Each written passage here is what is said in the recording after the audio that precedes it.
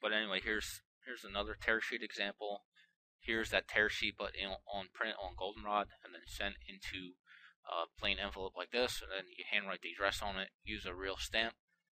Here is this is like magazine type paper you can use. Here's colorful paper. Here's more colorful paper. These all here, the blue is a sales letter.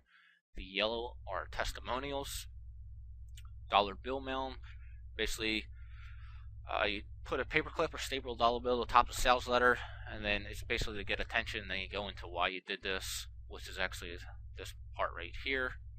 Feel free to pause this too. I know I'm going fast. Pause the video if you want to read some of this, some of the text here. There's the bill. Obviously, it's fake, which I'm only telling you because some people actually use a real dollar bill. It's good because it grabs attention. Bad because it adds $1 to each mailing. But hey, if it leads to a ton of business, then who really cares? Here's a popcorn envelope. Yes, there was something inside of this. I think it was a CD actually. A wallet mailer. This is just paper, believe it or not, but it looks like a wallet. Here's some sales message here. And then here's I want to put more money in your wallet 2008. Obviously that's an old one, but you can still use that headline. Back to the swipe and deploy. I want to put more more money in your wallet in 2011. It's not that big of a headline, I guess, to use for getting clients. Here's a trash can mailer. This is, you can't tell here clearly, but it's just a little metal trash can. It's probably, I don't know, about 4 inches high. Crumple up a letter inside. Person is going to think, what the heck is this? And open it up. J Squirrel letter. I don't think I have a picture here, but here's some text. Basically, looks like it's a letter from a squirrel out back of your office or house or whatever. And the squirrel's writing a letter, and you include a bag of peanuts, and then you put here, hey, are you nuts? And the key, by the way, on lumpy mail, which is pretty much what we're looking at here, lumpy mail, when you have the grabber, like in this case, it's a bag of peanuts, you always want to tie in your letter to the grabber, like, hey, are you nuts? That's obviously why you attached peanuts to it. You don't want to just attach the bag of peanuts and then someone's like, what the heck is this? Here's a ticket mailer. You print these out on a thick card stock that looks like a ticket. Here's back to envelopes. Oh, and this is the tickets go in this envelope, so it says your tickets are enclosed. So if someone sees that, they're definitely going to rip it open. Here's a big envelope. The back of it, here what was inside. Notice all the different size papers. The CD down here, the dollar bill letter, different colors. That's obviously going to grab attention. Just kind of, I don't know, looks like exciting. Like if you open that up, you're like, what is all this stuff? And you're going to read it. Oh, here's one of my favorites, an X-ray. This right here is an X-ray, obviously with a giant cartoonish grin on it, and then a headline. And what you do is you print this on. You can get 2 per sheet, so they're I guess that would be 5 by 8, something like that, whatever it comes out to. You print it on clear film paper, the stuff that you use for like projectors. In the old days, if you remember projection things, you get that paper, throw it in your printer, and then print that out, and then it looks like a real X-ray. And then of course you want to do a sales letter along with that. Don't forget this too. The X-rays do not fold. Put that on the envelope. And obviously, someone that gets that, they're going to open it up just out of curiosity. Here's something I used back in the mortgage days. Sent a basketball to a client of mine who was kind of basically screwing around, if you want to be blunt. So I sent him a basketball, and you can see here's the handwritten letter. Actually, here's a better shot. This is real handwriting. I actually did write this out. Client was worth like 28 grand or something like that. So I took a couple minutes to actually write it out. And then you see, here's the tie-in, the really cheesy tie-in. The ball's in your court, but it worked, so I don't care. I'll be cheesy if it's going to make me a ton of money, and in the process help clients out. So here's just some final tips. Here's a resource, printing lumpy mail grabbers. If you want, feel free to stop the video, grab those addresses. But that's that. Let's go back to the PowerPoint and see what else we have. Number 2 is increase average transaction size. Remember, 3 ways to increase any business. So let's go back to the mind map and increase in transaction size. the way you do that is a couple of different ways. One of them would be, let's just close these out here.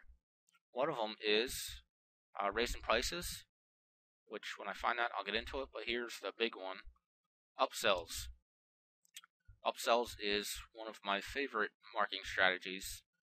One, because it's so damn easy. It's something you can do today. Like literally, a business could do it today. And the funny part, funny, ironic, sad, however you want to look at it, is most businesses don't use them. An upsell is basically, you probably know from McDonald's, would you like fries with that? That's an upsell. Right here you can see the fastest, easiest way to increase your profits. Today, you're basically doing it at the point of purchase. I have actually a personal example in here when I was buying new dress shoes. As soon as I said I'll take them, I was spending $90 on this pair of shoes.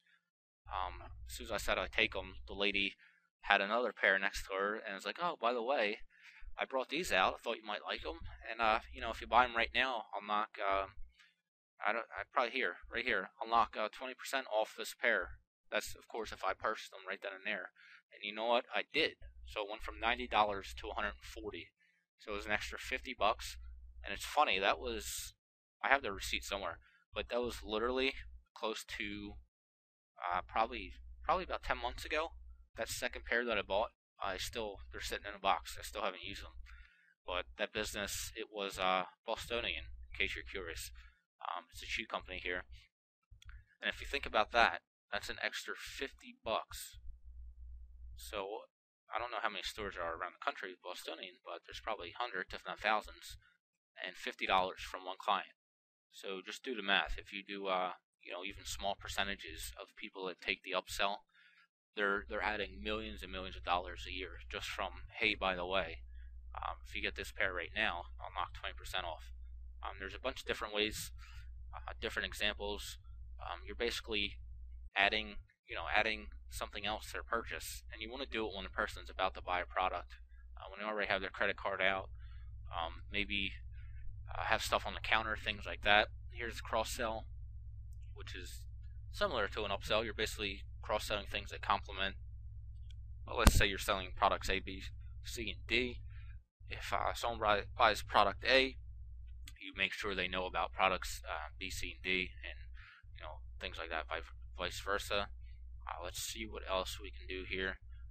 Remember, what we're doing is we are increasing the average transaction size. You can do it with packaging and bundling. I don't want this video to go too long, so I'm not necessarily going to go into all these, but let's see what else here. We got, I want to find the raise prices, because that's actually another one of my favorite, which is right here. I'm not going to read everything here, but basically, to make it short and sweet, to get your clients to raise their prices.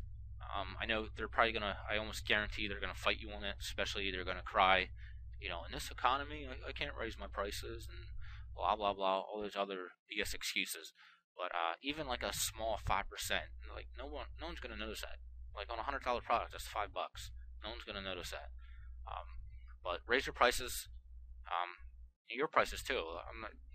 I'm not necessarily saying you raise them if you're already doing this. Actually, yeah, I guess I am saying that. But if you're not doing this, you might want to consider working with higher paying clients instead of. Well, I guess basically it comes down to where you focus, like where you want your business to go. If you want to work on smaller clients and get paid $200-300 a month, then go for it. But at the same time, if you think a little bigger and think, I'd rather work with someone who's paying me $1,000 or $1,500 or $2,000 a month, you can do that too. You just gotta change who you target and things like that. But let's just kind of like here, only 10%, 10 to 15% of people really buy based on lowest price.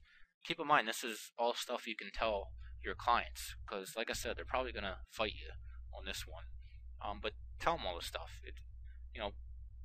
Talk about value and increase the perceived value. Keyword there being perceived. I'm not going to get into psychology behind that, but that's a very key word there. Again, 10 to 15% only buy based on price. There's a market at any price point, which is very true. Some people only buy the most expensive products, also very true. Here's kind of package.